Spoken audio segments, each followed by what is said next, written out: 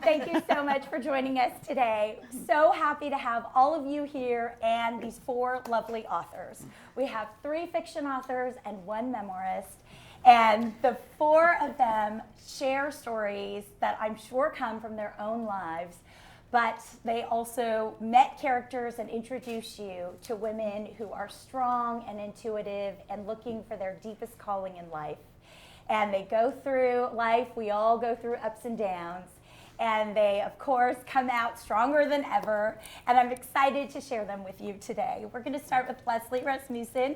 After Happily Ever After, your first fiction. Congratulations. Thank you. Your first debut book, and I know you're working on a second. But tell us what the seed of this book was for you. So for me, the seed of the book was I wanted to write a book for women that women could relate to, especially in midlife, where sometimes you might have a career that you're not happy with, or you might be in a position where your kids are going off to college, or they're getting older and more independent, and you want to figure out what's your second act. I mean, even if you had a career that you weren't thrilled with and you wanted to start over.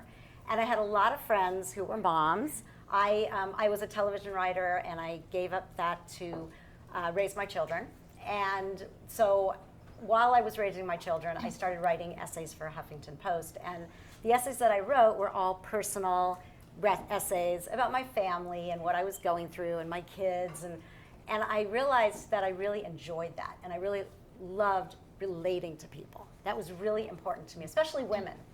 So when I decided to write this book, I thought about all the experiences that my friends had had and where they were in their lives and with their kids. And so after Happily Ever After is sort of, in a weird way, it's a romance of one woman who is trying to find herself, and she falls in love with herself. And she makes all these mistakes. She is in the middle of her life, and so her parents are older, and her child is going off to college. And so she's dealing with all these things. And as they all come up at the same time, she sort of just makes decisions that could blow up her life. And she has to figure out what she's going to do. Okay. Beautiful. And Leslie Hooton, your 3rd book is coming out in June. But tell us about your 2nd book. Or my first book. Well, which would you like to highlight today? I don't know. I would highlight Rainy Days. Seriously? Yeah, because we all have rainy days, and we never talk about the rainy days. Okay. And we definitely don't post rainy days on Instagram, do we? That's true. Well, I am from the South. Big shocker. And the secret of Rainy Days is about friendship, funeral casseroles, and lucky dust. And I wanted to kind of combine all those 3 things in a novel, and I wanted it to be a coming of age from a woman that is from Alabama. It's a little shocker too, but anyway, and she's from Erob, Alabama, which is Boer spelled backwards. And of course, she wants to escape, because who would want to live in a town called Boer? And so she escapes to New York, but she's got a grandmother who she's named after, Biggie, and she's got a best friend named Win. And who always wins. And none of us have that friend. When she does at everything her entire life. Ugh. So, do we know a Win? And that was the very first line, Julie, that came to me. Her name was Win, and she did at everything her entire life. That was the first line. I'm like, so having that, I sort of needed a protagonist to that person. And Win was, whatever Win is in your mind is what she looks like. For me, she's blonde because I have a friend named, maybe like that. So anyway, and of course she's thin, and she pops back after she has children, and that's where the lucky dust comes from. Anyway, so the protagonist is named Nina Barnes-Inlow, but they don't call her that. They call her Bit because she's little and she's petite and she hates the name. So she flees to New York so she can be Nina all by herself. She's the only Nina in the phone book in New York City. Now, she don't open her mouth, and it's sort of about I was telling Judy, it's sort of about the long trajectory of friendship over the course of their lives. These, they go through ups, they go through downs. But our friends are going to always be the first to show up, aren't they? Are they? Or aren't they? And so it's sort of a tension between Bit and Win trying to decide. She sometimes doesn't like Win too much. And then another friend comes into the fold, and her name is Avery. And that is the friend of Bit's heart. She's kind of chubby, she has unruly hair, she's perfectly imperfect. And so I wanted to Yeah.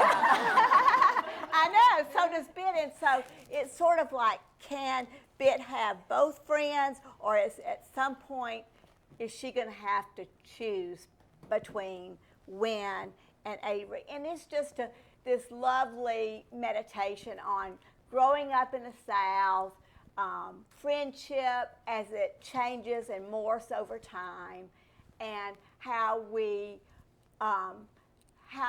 sometimes have our rainy days, but rainy days make us appreciate the sunny ones. Mm-hmm. Yes. And I guess y'all don't really know that out here, but Becky's, we know about rainy days. Beautiful, beautiful. That whole trajectory of family. Yeah, Biggie is the controlling grandmother who has plans for Bit, and Bit doesn't really cotton to somebody else making plans, but that's an interesting relationship too, and we'll have to see if Biggie gets the last word, even after death. Well, Leslie, you are always sunny on Instagram. I've never seen rain on you on Instagram, ever. Adrienne Alitowski, our memoirist here. So yours is a journey of you, which is so special because we really get to know you and what you've been through and all that you've overcome and all that you've juggled in life in Clipped. So tell everyone about clearly it came from your life, but what made you decide that you wanted to put it in a book?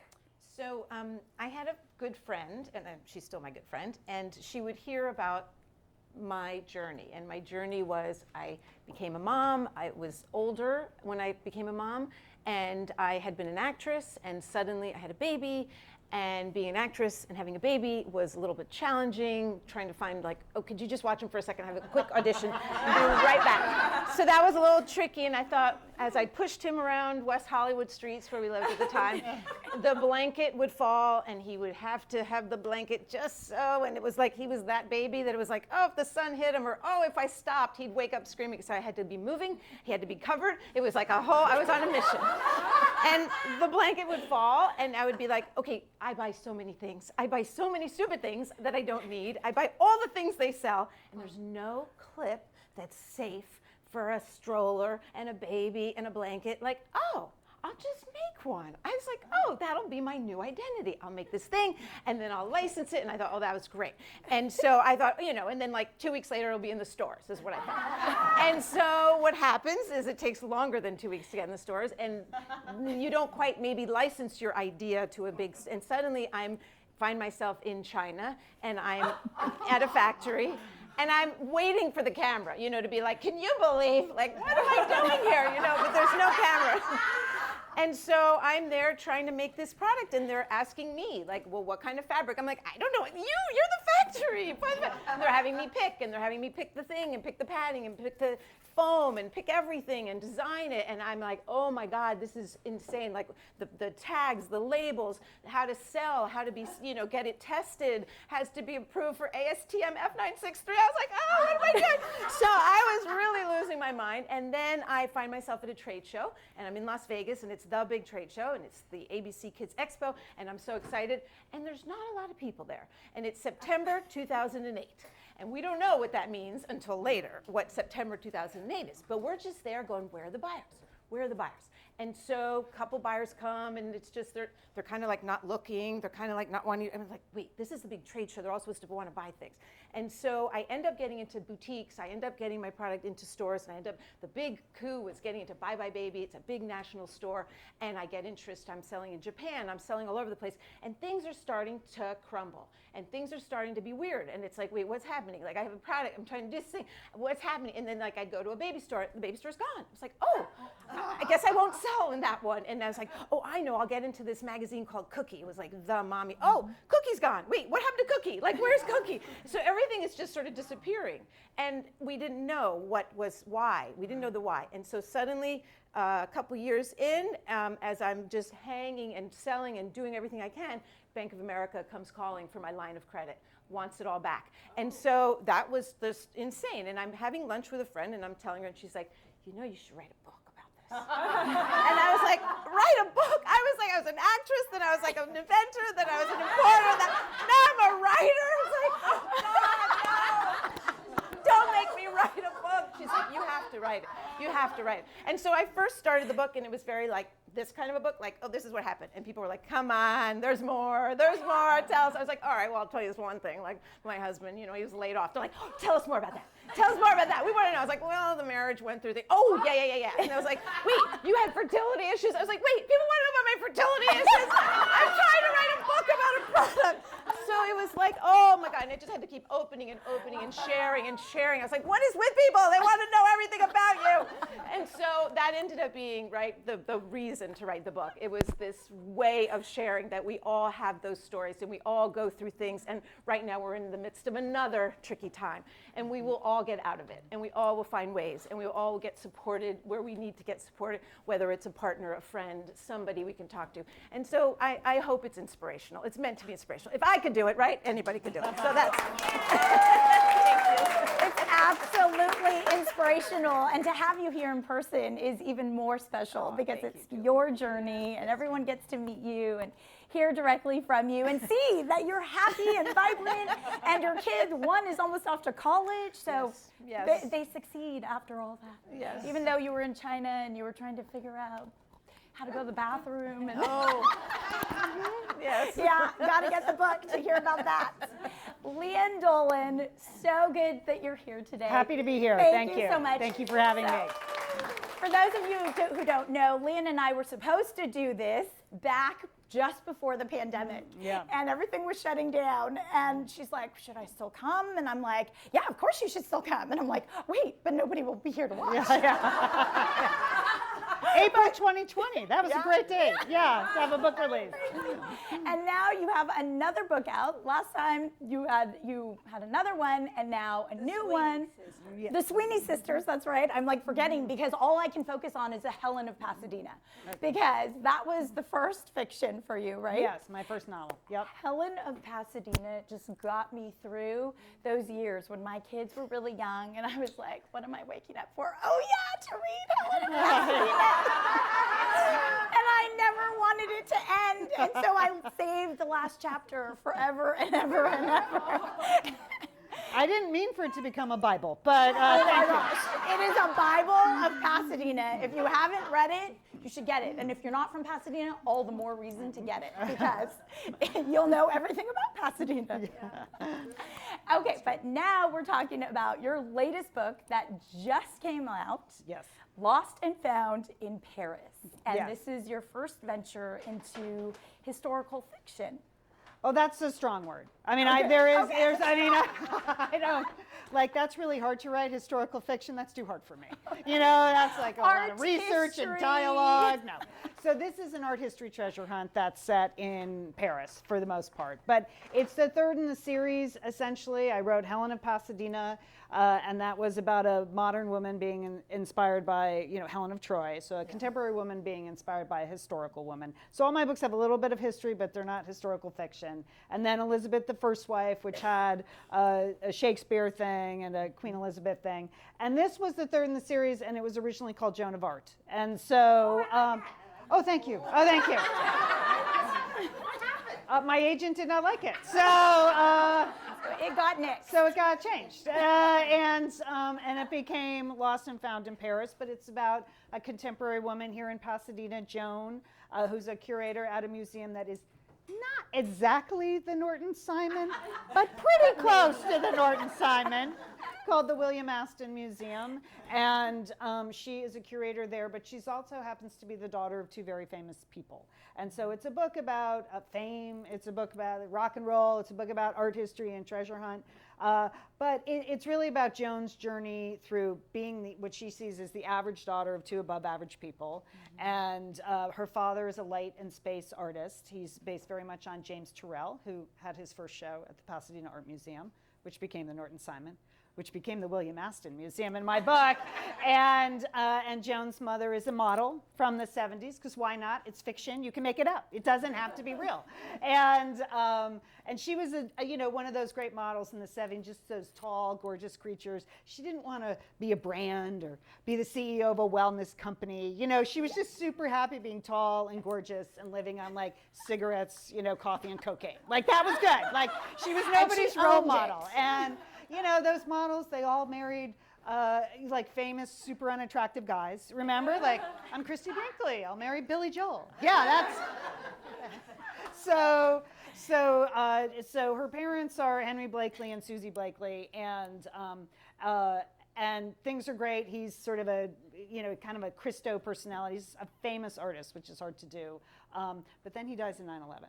So that is sort of the beginning. He's on the plane headed to Los Angeles, headed home. So that's kind of the beginning of Joan's journey. She's just 21 at the time. She makes a lot of choices then that she probably wouldn't, and because she's kind of trying to hold her mother together and get through her personal journey of grief and maintain her father's legacy, which is complicated. And so we pick up Joan's story 10 years after, just about the 10th anniversary of 9/11. And that's her husband drops a bombshell on her, and her boss hands her this piece of artwork and says, here, I think you need to leave town because people are talking. So here's this piece of artwork. We're deacquisitioning it. There's a buyer in Paris. Take it and then have some fun afterwards. Mm-hmm. So Joan she does that. And she's excited to go. And then someone steals the artwork. And then so that becomes this treasure hunt that becomes Joan's journey. So yeah, that's the book. So it's Pasadena and it's Paris and it's rock and roll. There's way too much wine. As my son, yeah, well, Joan does, and things happen. But but it's hopefully it's a fun vacation in Paris, but it also has a kind of a serious side of your journey through grief and loss. Right. Yeah. Yeah, and it's a treasure hunt. So it is a treasure hunt too. A lot going on there. Takes you to a lot of places. Lots of adventure. And there's Joan of Arc. So yeah.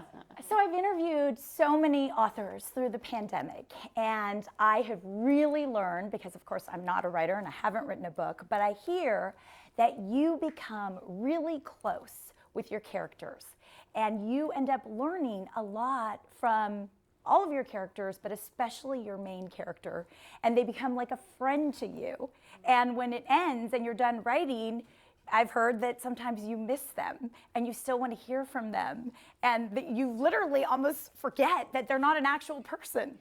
So I'm curious as to something that you would want to ask your main character if you could see them now. So Leslie, we'll start with you. So my main character is Maggie, and I did the book from the first person because I wanted everybody to hear her neurotic thoughts. Because we all say things like when somebody walks out of the room, you'll be like, I don't like her. And so Maggie, you hear exactly what she's thinking. And Maggie used to wake me up in the middle of the night So I would be writing the book, and all of a sudden I'd be grabbing my phone in the middle of the night and writing down things Maggie was saying to me. And the book was going in one direction. Well, Maggie wanted to go in another direction. So it was really interesting to follow her journey.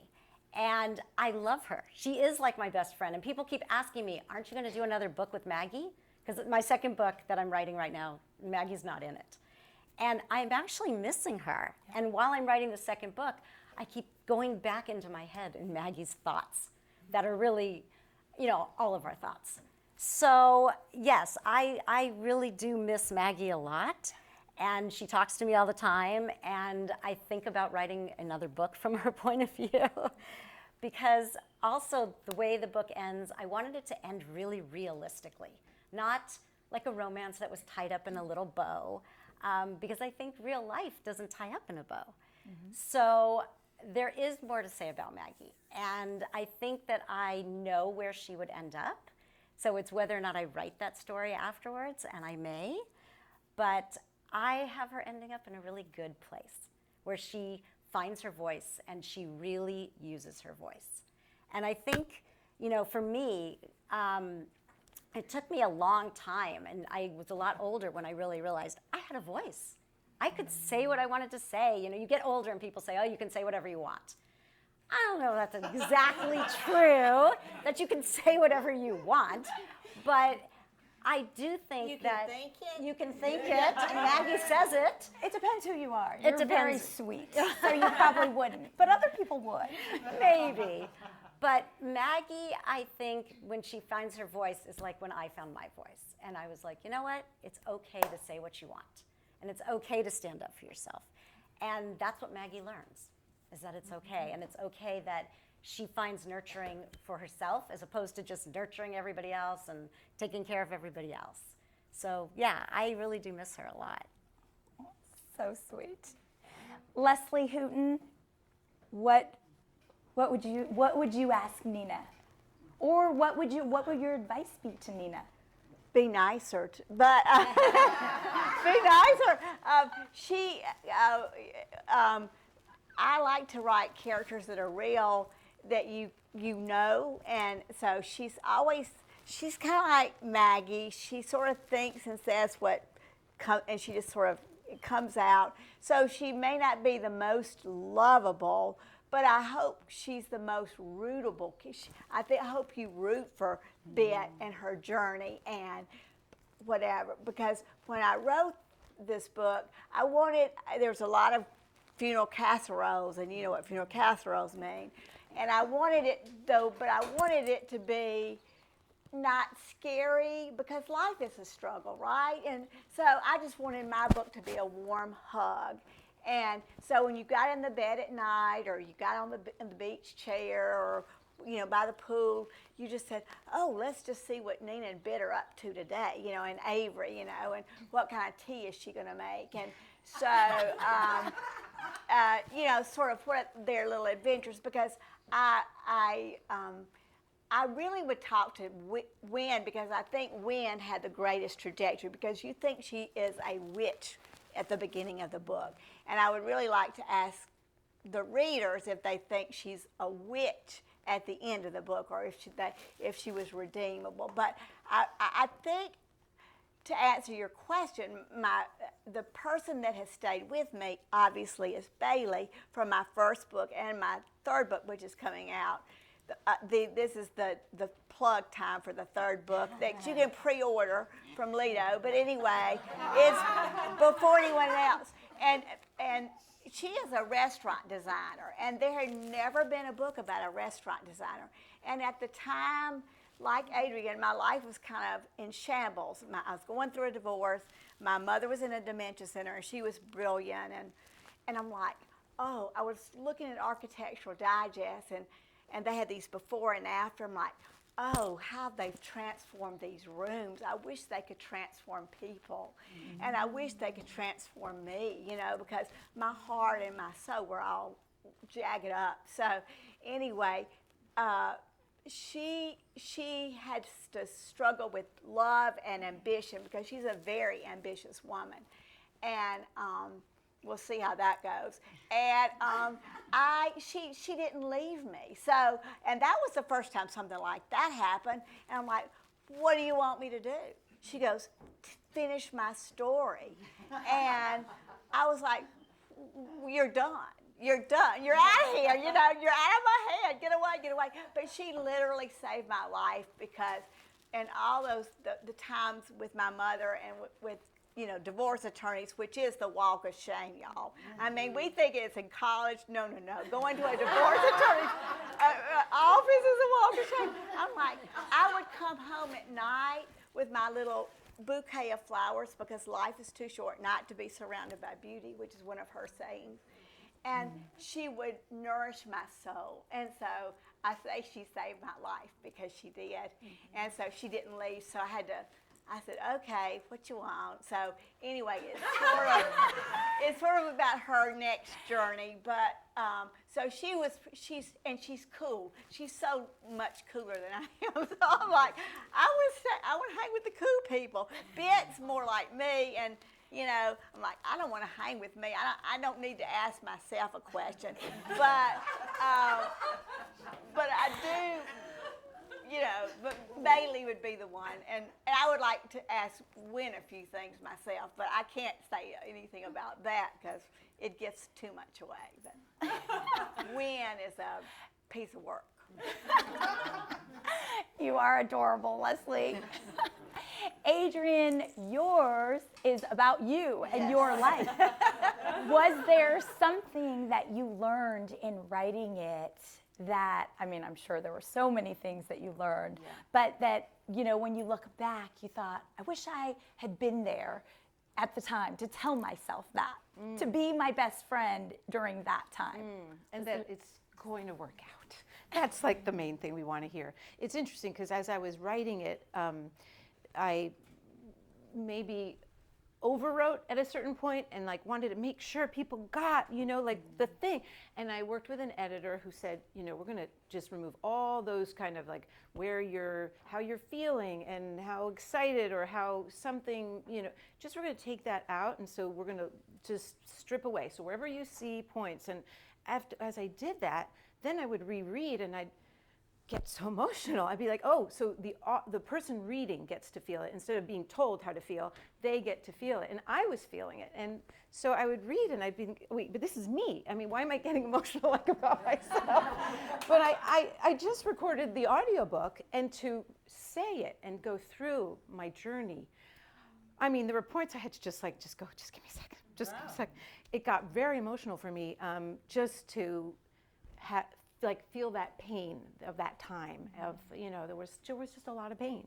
And to know that like I was able to write and release and be proud of it and hopefully have somebody else, you know, feel something. It's like, that's the joy, that someone else will feel it and will get some sort of inspiration from it, you know, it's exciting. So I don't know what else, but it does, as when you're writing about yourself, you are really having to separate. And I was having a compassion for her, having, you know, like, wow, you kept going. Like, why? Why did you keep going? Why did you keep pivoting? Why didn't you give up? I can't believe you did that. Like, I had that feeling of that person, that separate person that you don't see when you're just living your life. You're just kind of going and you're asking and you're doing, and then having that ability to now kind of look at and feel proud and just in a way moved. I mean, it might be awful, but I'm just, you know, that's not giving up. And then I have a mantra: in 100 years we'll all be dead.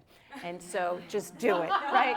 Just do it. And every time I'd be like walking into that, you know, to talk to that scary buyer about my product and hope that she buy. In 100 years, she'll be dead, I'll be dead, we'll all be dead. So it's really okay. And in I go. You know what I'm saying? It gives you courage. Don't have fear. And so, I it's not that I did those things and that I was fearless. It wasn't. I had fear every single moment, and I did it anyway. And so that's what I want to give to people. Like, we're not going to not be afraid. That's crazy. And I mean, it's scary to be up here, right? It's scary. Life is scary. Like all those things that are scary, but that's what's rewarding. So it's being doing okay. hard things. Doing hard things. Getting exactly. through it and learning on the other side. Exactly. So You really show that writing a memoir is truly the deepest form of therapy, I think. And it sounds like you really get through the layers, and then through every edit, you cut through more layers, and then you're reading your Audible, reading your book for audio. Really was another chance. And it sounds like every time you do that, you strip away another layer, which is There'll be a nothing beautiful left of thing. it. You get Don't to the do a core. one-woman show. You will dissolve. You get to the soul. I did one once. I love that. Isn't that amazing? Like we all think like we know our soul, but then I'm sure you got to see firsthand, like, wait, why am I crying? What's underneath that?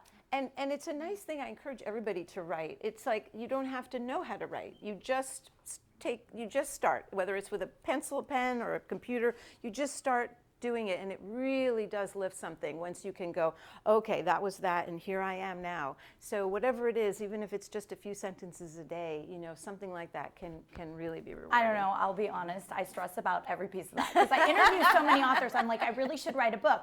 Wait, do I use a pencil or a pen? Wait, do I do it on Word? Or do I do it in notes? Do I do it on my phone? Wait, I need an iPad. Wait, I don't have that. Wait, I should bring my laptop. Wait, it's too heavy to bring everywhere I go. You could write a book. Yes. Well, I can't even Just figure pick a out where to device. write it. It's just too much. Lian Dolan, tell us about Joan. So Joan, What do you want to ask her? you know, what's interesting about this book, well, you be the judge. If it's interesting, it actually started writing it 9 years ago. So it's taken 9 years to come to publication.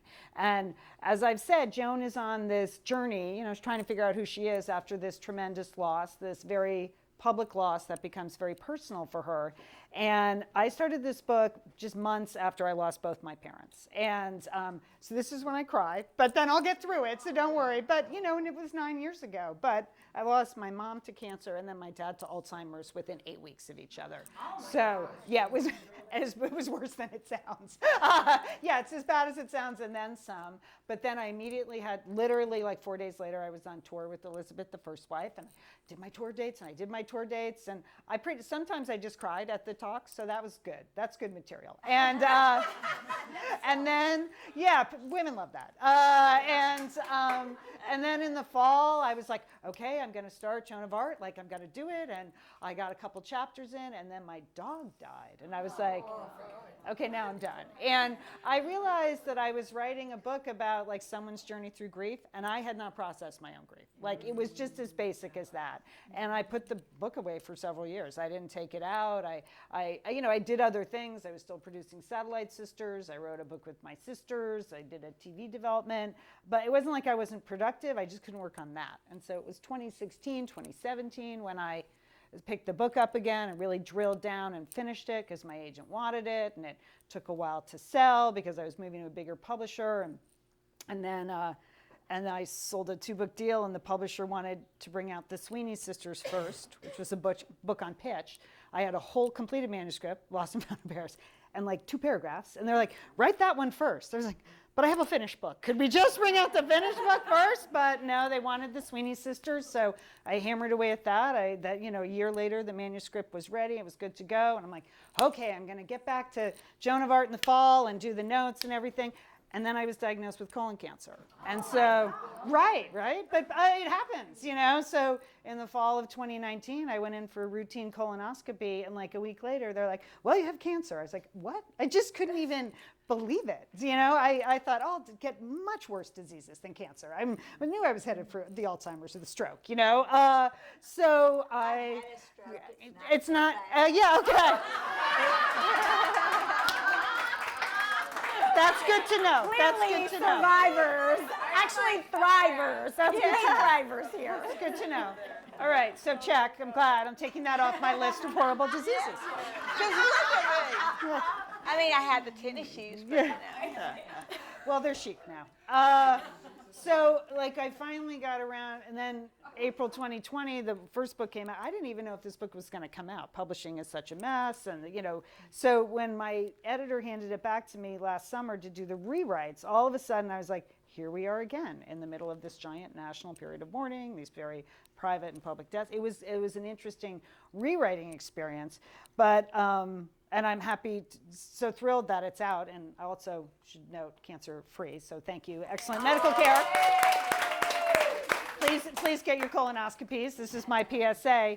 But so when I was rewriting Joan's story, I was like, oh, I've really done a lot of work in the last 9 years, and I can now put that into Joan's story. Like, for whatever reason, I had this 9-year process. We were all grieving something. We've all lost something in the last 2.5 years, and I could filter that all in.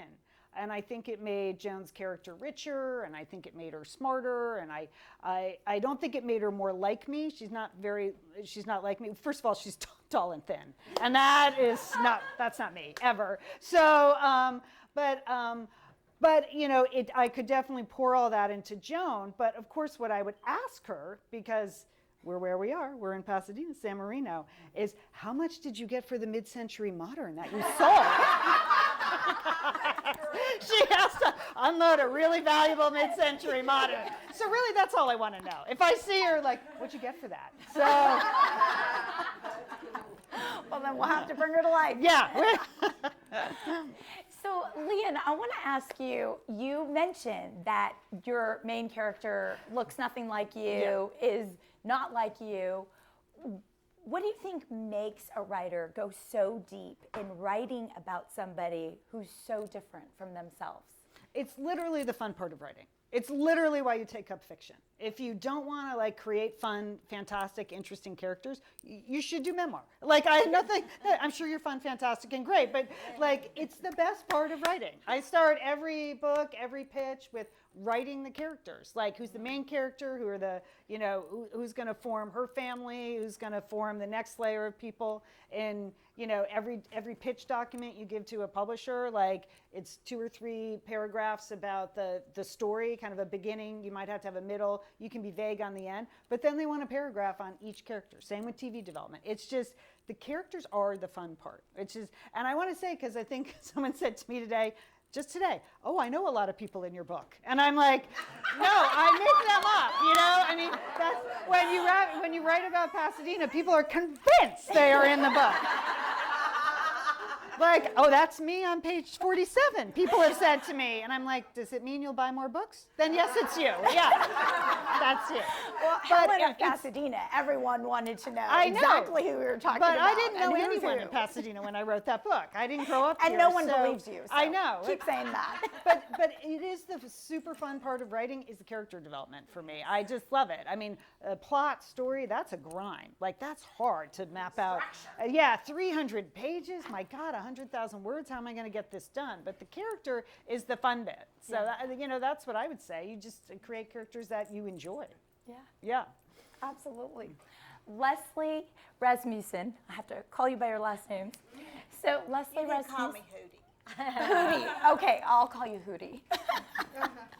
Leslie Rasmussen, tell us in After Happily Ever After, I love the cover. Did you imagine that to be the cover from the get-go? I did, but before you go on, I just wanted to say, I had so many people say to me the same thing, which is that me? Is that me in the book? I was like, no, they're all fictional people. And then the people, like, I can say this in here, sort of.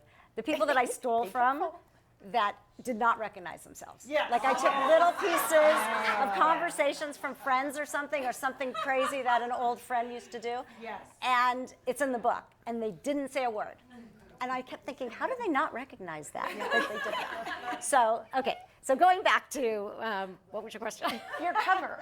My cover. Yeah. I want to So talk my cover, I had looked at so many covers because my publisher said we could be part of it. And I Her love cover's right there, by the way. my cover's back there. It's right there. It's a big but cover. I wanted a sketch, and that was really important to me because I wanted it to be not just so serious because I'm a humor writer. So I wanted it to have a little bit of just sort of whimsy in the cover. And we went through a lot with that cover because the original sketches that they sent me, I didn't like any of them. And then they came back with a few more. And actually, that isn't even the sketch that I picked. They screwed up. But I'm really happy with it. They screwed up the sketch. But that I'm really happy with because I love that she's throwing the pages out of the book because it's her new chapter. So I thought it was really great that they did that. And the title wasn't my original title either, but they wanted to change the title. What was your which they original did. title? The original title was Midlife Wife. And when they came back with the new title, the only titles they gave me, honestly, they gave me 5 titles.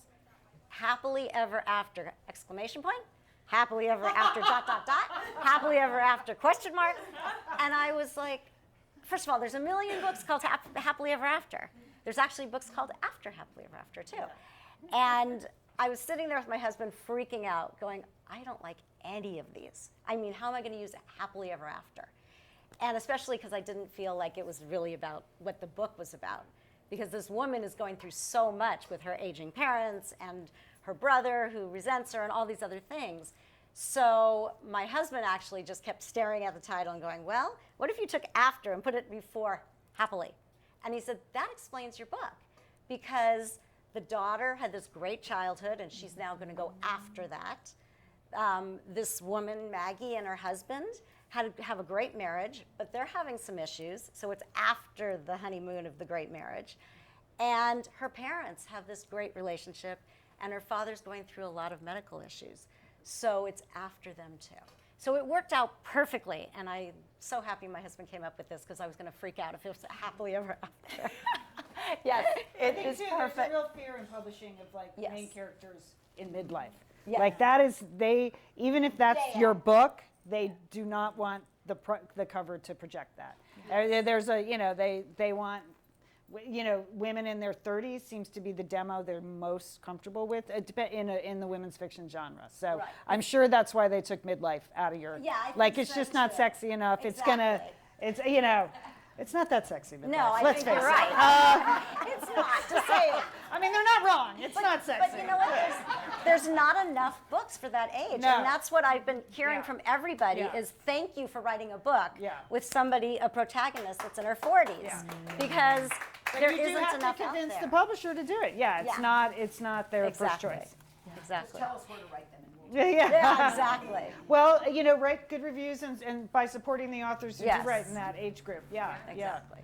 Yeah, 'cause it's all about money underneath it. yeah. It really Yes, is. it Yeah, is. right. That's all right. what it is. Right. Yeah. Right. Adrienne, for you, becoming a writer was not something you had imagined, it sounds like. You were first an actress, then an entrepreneur, a mother always, and then an author. And at first you were like, what? I'm going to write a book?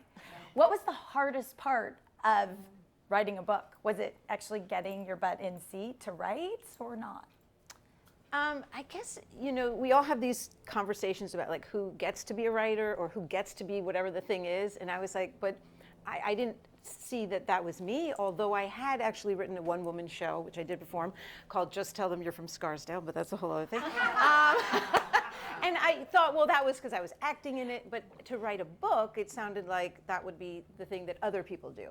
And but when you're telling your own story, other people can't tell your story, right? So there was some freedom in knowing, okay, I don't have to be the most literary human on the earth. I just have to be honest. Yeah. So that was what kind of grounded me. It just honesty. And so it was great because I still am a very, I keep journals of date books. They're like those big fat ones, 1 page per day. And I write everything in there. I write if something good happened or something didn't, or I wasn't able to do something, or my son, something happened to him. I just make little notes. So I had all this wealth of information that I could use to write about the time, which really helped. And then going through emails and going through whatever I could find, any paperwork.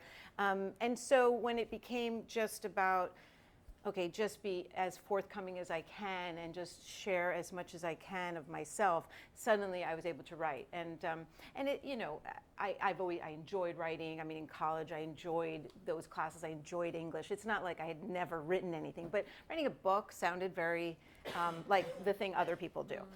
So being the one to actually sit there and do it, it did become just whatever I can do each day, however much I do, just do it. Because I was raising kids and I was juggling still the end of that business, and I just having friends that would encourage me made a big difference. And knowing that my husband also, he'd want to read, and he'd be like, okay, what do you have to show me? I'd be like, oh, today there was, oh. And he would say, no, that was great. That little thing you wrote, I love that. I'd be like, you do? You love what I wrote? And so then I'd keep going. So it was good. So whether it was a lot of writing in a day or very little, it's just that thing of like, forcing myself to do it. I hear that is a big deal when your significant other or that special person in your life will read and keep rooting for you and say it's a great job. Yeah. I remember interviewing Martha Tolles. She was 97 when she had her first adult novel written and published. And she said that the thing and before that, she had written 6 books while raising 6 kids. And she said that it was her husband who really was the person that really cheered her on. And she would write a little, while raising 6 kids, and he would be like, that's great, keep going. Yeah. And looking back, she's like, I don't even think it was great, but he kept cheering for me and he believed in me. So it must be great and I should keep going. Yeah. So I need to that's get me great. one of those.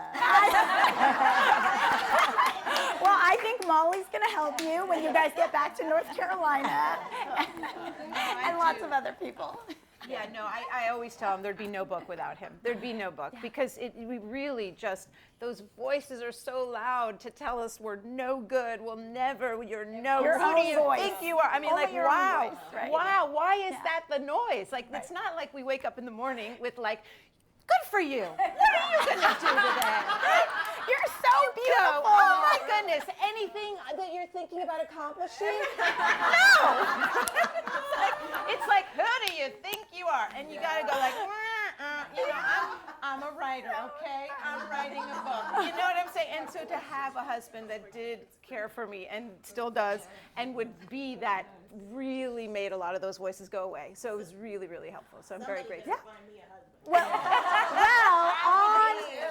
on the other end of the spectrum, we have Hootie over here, who was writing a whole bunch of manuscripts, and the first book didn't come out until when? When I was 60 years old. And what else had happened? And I think I told y'all, my mother was a librarian and she was an English teacher, and I think she was a frustrated writer because I don't have any talent, no talent whatsoever. That is and not true. Somebody might say, well, no, I've read your book, you really don't. But anyway, Though you have a lot of voices inside that are coming out right now. yeah, well, let's just don't call the white men yet. But anyway, the white coats. Anyway, I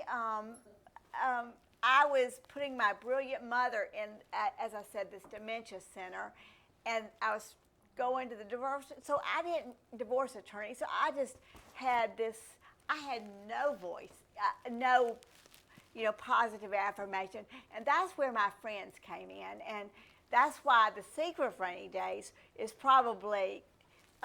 It's not that it's my favorite, but it's the most profound because my friends showed up. And I put that love and that presence in my book, in The Secret of Rainy Days, because they showed up. They showed up to take me to the beauty parlor, Molly. They showed bringing me soup and said soup is love.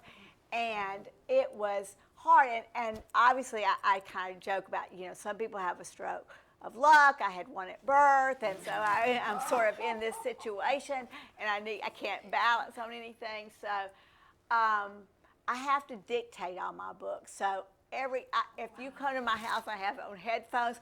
I am not directing traffic. I am directing traffic, I guess, so to speak, on the page, but I just sort of felt like the voice was strong, and Adrienne's right.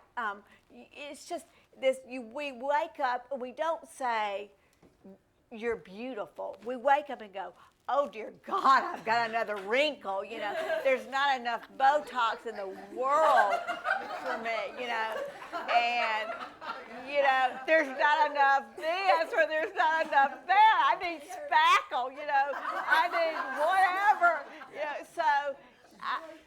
it's hard. So you just, I listened to my mother, even though she was dead. And this is where I'll cry, Leanne, but I nicknamed her Sarge because she was very determined to make sure that I could independently.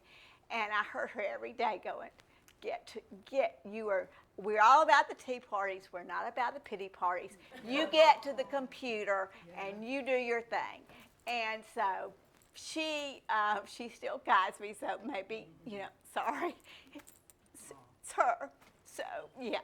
So she was sort of, I didn't have a significant other, but she's probably my partner in crime. So she's the one that says, now, Leslie, that's a split infinitive. Take that out. So, I'm just petrified, so maybe it's a good thing she's dead because you can't, She said red ink is love, and I said, oh, dear God, she must love this book. They sent it back with red ink all over the place. Wow, she really was full of affirmations. Yeah, in a weird sort of way, backhanded, like Leslie.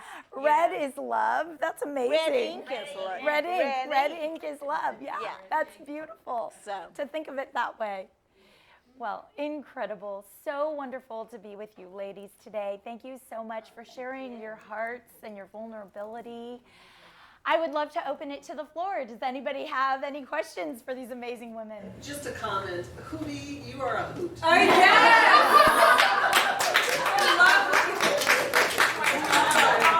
All of you, I'm not objective, but all of you are wonderful. Especially Leslie. Seriously, also All of inspiring in every single way.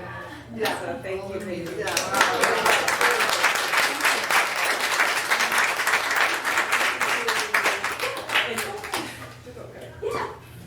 I imagine for three of you at least, these are your alter egos to some extent, your friends. When you wrote these, are these things, except for maybe you, that you wished you would have done, that you put in there, that you regret, that you didn't have a chance when you were younger to do these things, but that you put it on your best friend in this character, things you wished you would have done?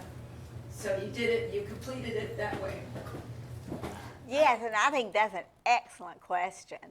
I think Bailey, my first character, when I was going through all this blank hits the fan sort of stuff, she was so cool, and I have never been cool. I mean, you look at me, So You're adorable. I go to bed at 9 o'clock. How cool can I get? So Bailey, has this, and all my characters are very action-packed, so, and unlike me, who's sort of stationary. So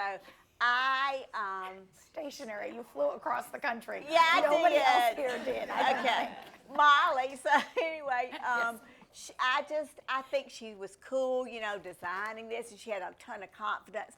And I don't have confidence, and I'm not cool. So I was like, how much do I owe y'all? You're adorable. I mean, look at you, strutting your pink, and you're just so... So I've never seen somebody get off the plane with a perfect, gorgeous head of hair, as if she walked out from a beauty parlor. I was like, how do you look stunning off of an airplane? I mean, I generally look absolutely disheveled. So you're pretty cool. Smoke and mirrors. To answer your question, though, I would say no. I mean, again, it's making up stuff. Some of you goes into every main character, but your characters need to serve the story. Like, they have a journey, and they need to do things that propel the story forward. So trying to sort of jam some real things into that story sometimes is not that helpful. So it's just, you're inspired by stuff, but I would say not really. You have to really let those characters be their own people. I mean, that's the fiction part. At one point, you literally have to sort of switch your brain off to your life and switch it on to the fiction. It feels different. Fiction writers are great. It feels different. So, and that's the magic. Like, that's what you hope happens. So it's really not not that reality based. If you're doing it right, you know. I agree with you. Yeah. But like my characters, there's a husband and a wife and her friends and an aging father and a mother. None of my characters are real. None of them. But they're all based on real people in the sense that they're reality. Yeah. And so like the father's going, the only one that I would say, there is pieces of my childhood in there, but it's like the fun pieces. It's like things that my father and I had a very close relationship, and unfortunately he passed away 5 years ago. And I'm not gonna cry. I'm gonna try not to. But he was somebody I was really close with. He was a writer, and well, he was more of a frustrated writer because he went into advertising instead because he couldn't support our family. But we had this relationship that I have 2 sisters, and he did a whole bunch of stuff with each one of us. So there's pieces of that in there. And the father, I dedicated my book to my father. And the father in the book, after my father passed, because he never got to read it, I went back and put pieces of his personality in the book. Oh, that's fine. Because I really wanted to honor him in a certain way. But the mother is not my mother. And like she was saying, that you take so much, you put it over here, and then you create the characters. And the story is so many people's story. My story is, and it's mine too in a sense, because I was the sandwich generation. I had kids growing up and going off to college, and I had my aging parents. But none of it, the tiny piece of it came from a very, very close high school friend of mine, not those 2 back there, by the way. Just to say, if you read my book, it's not either one of those. Not your fan club? No, it's not my fan club. Because her and I were very close, and she told me her story about her marriage, and I thought it was fascinating. So there's pieces of that. But in general, mine is just like a story that anybody could relate to. And the characters themselves have just been created. So that's, you just have to put your brain over here, like she was saying, and just like throw in things to characters that you would never do. That's the best fun. That's the most fun. We have 2 more questions. Go ahead, Tiffany. Leslie, I first of all, I just want to say I'm so excited to read all of your books. I've already read. Just so you know, she's my narrator for my audiobook. Which just weird when I'm like, I've already read your book. She's an actress. I and she's literally, yes. I literally read your Yes. book, and I am so excited to read your books as well, ladies. I relate to each one of your story in a different way. Obviously, you're an actor. You had a one-woman show. I'm like, oh yes, okay, Adrienne, yes, girlfriend, I get it. Oh, and then that being in that point in your life, you're like, okay, I've been labeled as this actress. This is how I've identified myself. What's next? Now what am I doing? I relate to that so much. I can't wait to read it. I lost my parents back to back. It was awful. I feel you. The mother relationship, I have that same thing. I just cannot wait to dive deep into your books. And I already obviously dug deep into Leslie's book, which I absolutely love. And one of the things that I love, see, before I had met you, I didn't really know you. So I thought, because this was so realistic and the characters were so real, I thought I was reading your story. That's what people think, and it's not. Because I didn't really know her. I didn't know. So I'm like, oh, I wonder if this is Leslie's story. So just a minute, I want to introduce Tiffany. So Tiffany is an actress, and Leslie brought me to Tiffany's one-man show that she wrote herself, and it's a beautiful show. And say the title again, because I always watch it. I never met a jerk I didn't like. I never met a jerk I didn't like. So good. I loved your title. You play all of the characters so perfectly well, men and women. But you are the reader of Leslie's books for Audible, and so that's came out the April connection. 12th. Yes. Which was an absolute joy to read, absolute joy. But one of the things that I thought was so unique with your book is that it isn't just from the POV of Maggie. You also get into there's a chapter that's dedicated to the husband, and There's it's a few the chapters. husband's voice. The husband's, because you The don't know what the dad's husband's going through. So I dedicated some chapters to the husband. So because when you do a book from the first person, it's like that person has to be on stage all the time and witness everything. Yes. So when you have 2 other characters, one being the father going through what he's going through medically, and the husband going through his own stuff, I wanted the reader to be able to see how they go through it and how they feel going through it, even though Maggie doesn't know, but the reader understands. I loved that. And I was going to ask you what made you give them their own chapters, which I just thought was brilliant, because what is going through the mind of someone who is ailing, like your father, the Yes. father character. Yes. And it was just so endearing, and I just really thought that was a unique aspect to your book. Thank and you. one of the many that I loved. Which is why I did it, because I wanted, when somebody's going through what this man is going through, you can see it from the family's point of view. You can say, oh, they're upset or they're scared.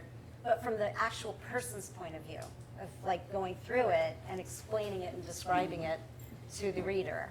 And the husband is going through his own thing, like I said. So since Maggie and him don't understand, she doesn't understand what he's going through, but he's explaining it in his own words to his friend. So you get all of that as a reader. So you know, you understand them. Thank you. Thank you. And Molly? I am definitely not a planner, but how much of what you're writing is coming from a master plan and then influenced by other things that happen within your life? I mean, I don't know if that makes sense. It makes perfect sense. I like to say it's like going to the beach. You know you're going to the beach, but you may have to take a detour, or you may have to take a back road, or something like that. So some of these things, in my second book, The Secret of Rainy Days, there's something happens to Wynn and her lucky dust. Let's just say it gets turned over. And it took my breath away, and it upset me so much that I had to walk away from my computer for 3 days and just kind of like process what was happening, and like, wow. And my characters will say, well, okay, get me out of this. And I'm like, okay, here's a detour. I'm like, well, you got yourself into this mess. You get yourself out. And you. But anyway, you just sort of have to. It's like a detour, because sometimes the detours are the best part of the trip. And and what happened to Wynn in that book, and what happened to Bailey that was a detour. I was like, when they surprise me, I like it. And I want to ask, did y'all get surprised? Like when you were writing this, did you get surprised with the treasure, with the romp? Yeah. Okay. I had a period where with Lost and Found in Paris, I actually cut 50 pages of the book, and just I completely reworked the whole treasure hunt. I was like, I sound like an idiot. It was like I was Googling art history 101 one day and then putting it in my book the next day. And I was like, I sound like a fool. I sound like a college freshman faking their way through an art history paper. So I cut it and totally reworked it. But in general, though, I would say I am really disciplined. It just depends what kind of deadline you're on, and if you're writing on spec and no one's waiting for your book, you can take a lot of time. If you sign a contract and you have 6 months and you got to hit those deadlines, you just got to put the words on the paper, and sometimes they're terrible and you can rewrite them tomorrow. But it's sort of a difference of how quickly your deadline is, what your process is. I'm always a big outliner. Do things happen? Do things change? Yes, but every day stuff goes on the paper. Mm-hmm. So, this was the exception. Like, other books, I have made no exception. I have a book due June 30th, my next book. So, and that, I just signed that contract in February.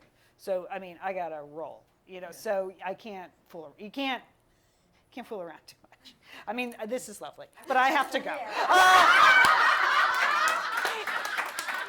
Did you want to say one last thing?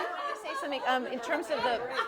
It's so funny. I wanted to say in terms of like the planning that it was interesting, because I wanted my book to incorporate not just my story, but the global story and what was happening in to all people during that time period of the Great Recession.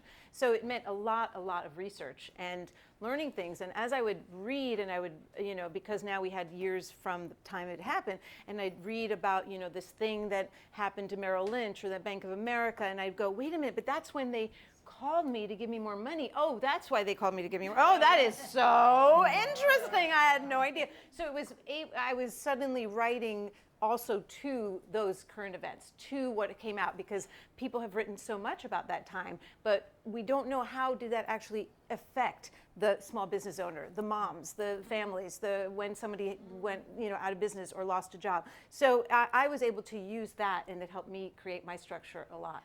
To go, wow, there's just all this thing that happened, and that informed my life without me knowing. We think we're doing our little, we're doing our thing, but we're really not, right? There's these outside forces. Global forces. Yes, and so that helped me, and so I have that information in the book of what what was happening, and then there I am not knowing and going off to do whatever I was doing. So Thank you so much, ladies. Thank you for being here today.